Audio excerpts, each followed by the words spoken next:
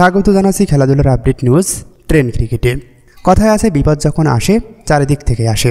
সাম্প্রতিক সময় সাকিব আল হাসান আর বিপদ যেন একই মুদ্রার এপিঠ ওপিঠ। নানা সময় বিতর্কিত কর্মকাণ্ডে জড়ালেও সমালোচনার তীক্ষ্ণ বাণে বিদ্ধ হন কোটা সংস্কার আন্দোলনে মুখ না খুলে। এরপর নাফিসা কামালের সঙ্গে পরকীয়া প্রেমের গুঞ্জন।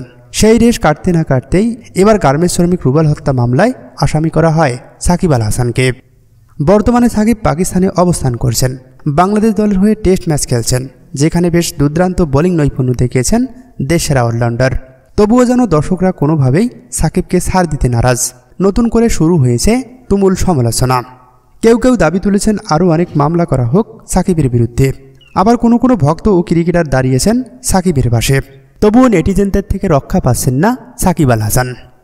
কারণ হিসেবে তারা উল্লেখ করেছেন ফুটবলার আমিনুল হকের কথা, যিনি বাংলাদেশকে 2003 সালে একমাত্র ট্রফি সাব চ্যাম্পিয়ন জিতিয়েছিলেন। ভিন্ন রাজনীতির কারণে তাকে যখন গ্রেপ্তার করা হয়েছিল তখন কোথায় ছিল এসব সুশীল সমাজ? এমনও হাজারো প্রশ্ন ছুড়ছেন নেটিজেনরা। তো দর্শক, আপনি কি মনে করেন, সাকিব আল হাসানের বিরুদ্ধে আদৌ কি অনেক মামলা করা উচিত, নাকি রুবেল হত্যা মামলার আসামি থেকে সাকিবকে মুক্তি দেওয়া উচিত?